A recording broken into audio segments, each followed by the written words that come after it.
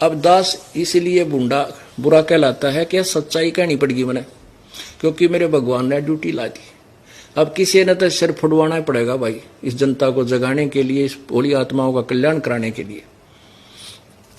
और जब ये जाग जाएंगे फिर आप पर झंडा उठा लेंगे भगवान का,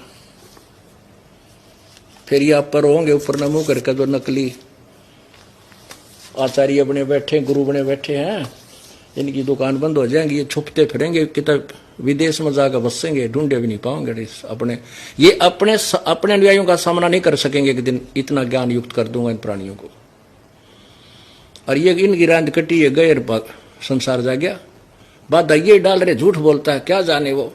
अब मैं तो नहीं जानता, पर अपने सदग्रंथ तो अपने सामने है, इन्हें तो देख लो। पुण्यात्मा, ये सदग्रंथ जो हैं ये इस दास के एक शस्त्र हैं, इस अज्ञान रूप अंधकार के साथ संघर्ष करने की। इन सदग्रंथों की दास को आवश्यकता बिल्कुल नहीं थी, क्योंकि जो दास को ज्ञान मिला है वो यथार्थ ज्ञान है, तत्व ज्ञान है। उस ज्ञान में कोई भी त्रुटि नहीं है। उस यथार्थ ज्ञान को, जो कबीर वाणी को, कबीर परमेश्वर द्वारा स्वयं दिए हुए पांचवें ज्ञान को, उस सच्चे ज्ञान को सच्चा ही सिद्ध करने के लिए इन सहयोगी सदग्रंथों का सहारा लेना पड़ता, जिसको आप जी सत्य मानते।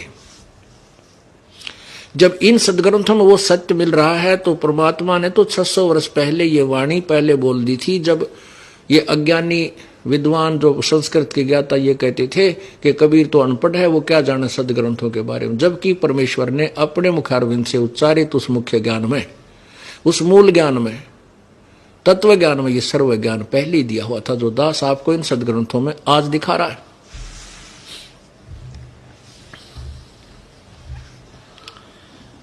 अब मेरे लिए ये इसलिए आवश्यक हो गए, जैसे दास कह दे कहीं खड़ा होकर या सत्संग में भी कि ब्रह्मा विष्णु महेश के माता पिता हैं, नासवान हैं, ये काल के बेटे हैं, तो दुनिया मेरा सिर फोड़ दे कि अच्छा बेवकूफ है, ये ब्रह्मा विष्णु महेश को ऐसे कहता है। और गीता जी अध्याय नंबर 7 के श्लोक नंबर 12 से 15 में, 20 से 23 में स्पष्ट किया हुआ है कि ब्रह्मा विष्णु महेश, रजगुण ब्रह्मा, सतगुण विष्णु, तमगुण शिव जी की पूजा ये मूर्ख लोग करते हैं, बुद्धिहीन राक्षस स्वभाव को धारण किए मनुष्यों में नीच दुष्कर्म करने वाले मूर्ख, ये मेरी भक्ति भी ना करते। यानी काल कहता, ब्रह्म कहता है, मुझे भी ना बजते, ब्रह्मा विष्णु महेश तक सीमित हो गए। और ये शब्द जब अगर किसी प्रमाण के कह दिए जाए तो रोज पटू दिनों में कई वह। इसलिए ये सदग्रंथ आपके समक्ष दिखाने पड़ते हैं। मेरे लिए तो ऐसे हैं जैसे अंधे की लालटेन होती है। एक अंधा रास्ते में अंधेरे में जा रहा था, हाथ में लालटेन लिए था, आगे से बच्चे आ रहे थे उछल कूद मचाते हुए। उस अंधे ने आवाज लगाई, बेटा देखना मैं अंधा हूं, देखना ध्यान से चलना मैं अंधा हूं। वो बच्चे आकर के कहने लगे, बाबा क्या सचमुच तुम अंधे हो? हाँ कहा बेटा मैं, मुझे दिखाई नहीं देता। फिर तुमने अंधेरे में लालटेन किस लिए लिया है? कि तुम आंखों वालों के लिए कहीं मेरे में टक्कर ना मार दो, इस लालटेन की रोशनी में एक तरफ से हो जाओ। तो पुण्यात्माओं, ये सदग्रंथ दास की लालटेन है, ताकि ब्रह्मा विष्णु महेश के पुजारी मेरा सिर ना फोड़ दे, मेरे गिल ना टकरावे। इन सदग्रंथों की रोशनी तो दूर हो जाते, एकदम देखते ही फिक्के होकर के साइड पकड़ जाते। इसलिए इनका दिखाना मेरे लिए आवश्यक हो गए। ढेर सारे खरीद रखे सारे, ये मुझे जरूरत नहीं थी इनकी, क्योंकि जो परमात्मा ने ज्ञान दिया वो सत्य है, मैंने इनसे मिला चुका था मैं। अब आपको ये सत्य ज्ञान सत्य सिद्ध करने के लिए रह कर ये सदग्रंथ एक पॉइंट पर दिखाने पड़ रहे। जब तक आप इनको आंखों नहीं देखोगे तब तक आप इस दास की बात पर कोई विश्वास नहीं कर पाओगे। पुण्यात्माओं, प्रथम बार जो प्राणी इस सत्संग को सुनेगा वो ये सोचता है कि संत मेंटल दिखा है, ये क्या बेतुकी बातें कर रहा है, हमने कभी ऐसा सुना नहीं। पुण्यात्माओं, जो भी ज्ञान होता है वो सुनने से ही होता है। अपना जन्म पवित्र हिंदू धर्म में हुआ तो हमने हिंदू धर्म की जो लोकवेद था वो सुना, और उसको सुनते सुनते कान थक के बहरे हो गए, और हमने ब्रह्मा विष्णु महेश अजरो अमर है, सर्वशक्तिमान है, इनके कोई माता पिता नहीं, इनके ये सभी के ये सृष्टि करता है, हमारे कान पक चुके थे। जबकि इनके इतिहास में ब्रह्मा विष्णु महेश की जीवनी में अर्थात शिव पुराण, विष्णु पुराण, दुर्गा पुराण के अंदर लिखा हुआ कि नासवान है, ये अमर नहीं है, ये सर्वशक्तिमान नहीं है, इनके जन्म मृत्यु होता है, ये स्वयं स्वीकार करते हैं। हमारे जो पूर्व गुरु थे हिंदू धर्म के, वो अज्ञानी थे, घोर अज्ञानी थे। जो टीचर अपने सिलेबस से परिचित नहीं है वो टीचर नहीं, वो दुश्मन है उस विद्यार्थियों का। हमारा सिलेबस 18 पुराण, श्री मद्भगवत गीता और 4 पवित्र वेद, और 5वां वेद से तो आप परिचित नहीं थे, लेकिन हिंदू धर्म के जो शास्त्र माने जाते हैं वैसे तो विश्व के अंदर के सभी प्राणियों के लिए ही ये सदग्रंथ है, क्योंकि पवित्र 4 वेद, पवित्र श्रीमद् भगवत गीता, पवित्र 18 पुराण उस समय रचे गए थे, उस समय लिखे गए थे जब ना कोई धर्म था, ना हिंदू था, ना मुसलमान, सिख, ना ईसाई।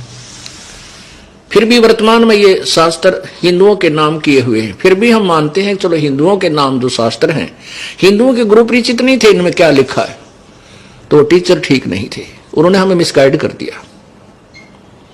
इसी कारण से पवित्र हिंदू धर्म के अंदर इतने विकार पैदा हो गए, क्योंकि जो लाभ हम भगवान से लेने के लिए चले थे वो नहीं मिले, क्योंकि ब्रह्मा विष्णु महेश केवल वर्कडन दे सकते हैं, किया हुआ कर्म ही दे सकते हैं जो आपका पूर्व जन्म का है। इसमें कोई परिवर्तन ब्रह्मा विष्णु महेश नहीं कर सकते। एक उदाहरण देता है दास कि जैसे एक भक्त ने प्रश्न किया कि क्यों नहीं कर सकते, जैसे ताम्रध्वज को, मोरध्वज के पुत्र ताम्रध्वज को भगवान श्री कृष्ण ने आरे से कटवा करके मृत्यु को प्राप्त होने के बाद जीवित कर दिया था, ये क्यों नहीं कर सकते? बहुत कुछ कर सकते। दास ने कहा सुनो, वही श्री कृष्ण जी जब उनके सगे भांजे अभिमन्यु की मृत्यु हो गई थी चक्रव्यूह में, भगवान श्री कृष्ण उसको जीवित नहीं कर सके। सुभद्रा रो रही थी, उनकी सगी बहन, श्री कृष्ण रो रहा था, 5 पांडव टक्कर मार रहे थे क्योंकि उनका कुल विनाश हो रहा। वो क्यों ना जीवित किया श्री कृष्ण भगवान ने, विष्णु जी ने? भक्त मौन हो जाता है, कहता आप ही बताइए। हाँ हम बताएंगे, क्योंकि ताम्रध्वज के श्वास शेष थे, उसका जीवन शेष था, तो बीच में जाके उसने लीला की। तेरे इन भगवानों में इतनी पावर है कि इस मिट्टी को जोड़ तोड़कर उस वैसा ही बना सकते हैं, लेकिन ये आयु नहीं बढ़ा सकते, ना ही कम कर सकते। अभिमन्यु की आयु शेष नहीं थी, उसका प्रारब्ध इतना ही था मनुष्य का, इसलिए श्री कृष्ण उर्फ विष्णु जी उनको जीवित नहीं कर सके। मासा घटे ना तिल बधे, विद ना लिखे जो लेख, सच्चा सतगुरु मेट कर ऊपर मार एक। इसमें परिवर्तन केवल पूर्ण परमात्मा ही कर सकता है, वो कबीर भगवान है, कबीर प्रभु।